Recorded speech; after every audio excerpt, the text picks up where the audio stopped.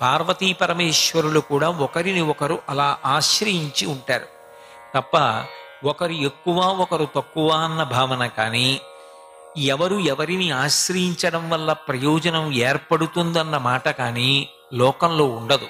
వాళ్ళిద్దరూ అంతటి విభజించడానికి వీలులేని రీతిలో సమాగమాన్ని పొందినటువంటి పరమాద్భుతమైనటువంటి స్వరూపం.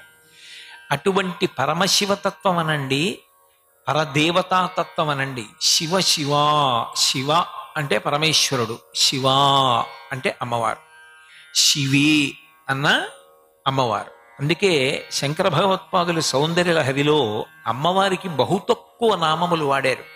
ఎన్నో నామాలున్నా శంకరాచార్యుల వారు వాడలేదు. అతి కొద్ది నామములను మాత్రమే ప్రస్తావన చేశారు. అందులో చాలా తరచుగా ప్రయోగించిన నామం శివే. శివే అంటే శివ ఏం చేస్తాడో శివే, శివ అదే చేస్తాడు. శివ అంటే మంగళం, శివ అంటే భద్రం, శివ శోభనం, శివ కళ్యాణం, శివ శుభం. శివే మంగళప్రదురాలా, శోభనకరురాలా, లోకములకన్నింటికీ కూడా శుభముల యొక్క పరంపరలను ఇచ్చేటటువంటి దానా, ఆ శివుని యొక్క శక్తిగా శివుడు ఎంత మంగళప్రదుడో అమ్మవారు కూడా అంతే మంగళప్రదురాలు. అటువంటి తల్లి యొక్క సహజమైనటువంటి స్వభావం ఏమి అంటే ఎప్పుడూ కూడా లోకరక్షణం చెయ్యడం. పరమశివ లక్షణం లోకాన్ని రక్షించడం. అందుకే సనాతన ధర్మంలో ఆయుధములను ఉత్తినే పట్టుకోరు. ఏదో అర్థం లేకుండా ఆయుధాన్ని పట్టుకోవడం అనేటటువంటిది ఉండదు. ఆయుధం పట్టుకున్నారు అంటే దానికి ఏదో ఒక సూచన ఉంటుంది. పరమశివుడు పట్టుకునేటటువంటి ధనస్సుకి పినాకము అని పేరు. నమస్తే అస్తు ధన్వనే బాహుభ్యాం ఉతతే నమః అంటుంది యజుర్వేదం. ఆయన చేతిలో ఉండేటటువంటి ధనస్సునకు పినాకమని పేరు. పినాకం అంటే ఆ పేరు ఏదో పెట్టాలి కాబట్టి పెట్టింది కాదు, దాని యొక్క స్వరూపాన్ని స్వభావాన్ని బట్టి ఆ ధనస్సుకు ఆ పేరు వచ్చింది. ఏమిటి పినాకము అంటే పాతి జగదిది పినాకం అంటే ఈ లోకములన్నిటినీ కూడా ఏది రక్షణ చేస్తూ ఉంటుందో, ఏది కాపాడుతూ ఉంటుందో ఆ కాపాడేటటువంటి చేతి యొక్క శక్తి ప్రసరణమైతే అది ధనస్సుగా మారుతుంది. ఇప్పుడు పరమశివుడు చేతిలో ధనస్సు పట్టుకుని లోకాలని రక్షణ చేస్తాడు అని నేను అన్నాను అనుకోండి.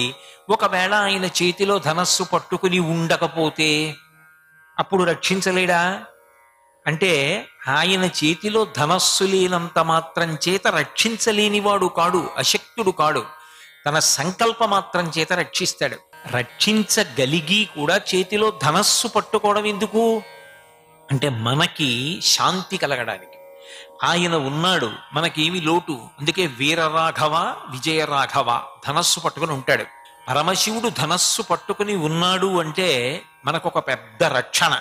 నా స్వామి నన్ను రక్షిస్తూ ఉండగా, ఆయన చేతిలో ధనస్సు ఉండగా, నేను ఆయన పాదములను ఆశ్రయించి ఉండగా నా జోలికి రాగలిగిన వాడెవరు? ఇది విశేషమైనటువంటి సంతోషాన్ని కల్పించేటటువంటి విశేషం. అందుకని ఇప్పుడు ఈ ధనస్సుకి కూడా లోకములను రక్షించేటట్టుగా శక్తిని ఇవ్వగలిగిన వాడెవరు? పరమశివుడు. అందుకే శివధనస్సు అయినటువంటి పినాకము ఆ శక్తిని పొందింది అంటే అది అటువంటి శక్తిని సహజముగా పొంది ఉండి శివుడి చేతిలోకి రాలేదు. శివుడు శక్తివంతును కనుక ఆయన యొక్క శక్తి ధనస్సులోకి ప్రవహించింది. ఆ ధనస్సు పక్కన పెట్టినా ఆయన లోకములను తన చేతితో రక్షించగలడు. అందుకే రక్షకత్వానికి సూచనగా ఏది చెప్తారు అంటే ప్రధానంగా చేతిని చెప్తారు. సర్వం శ్రీ ఉమామహేశ్వర పరబ్రహ్మార్పణమస్తు. స్వస్తి.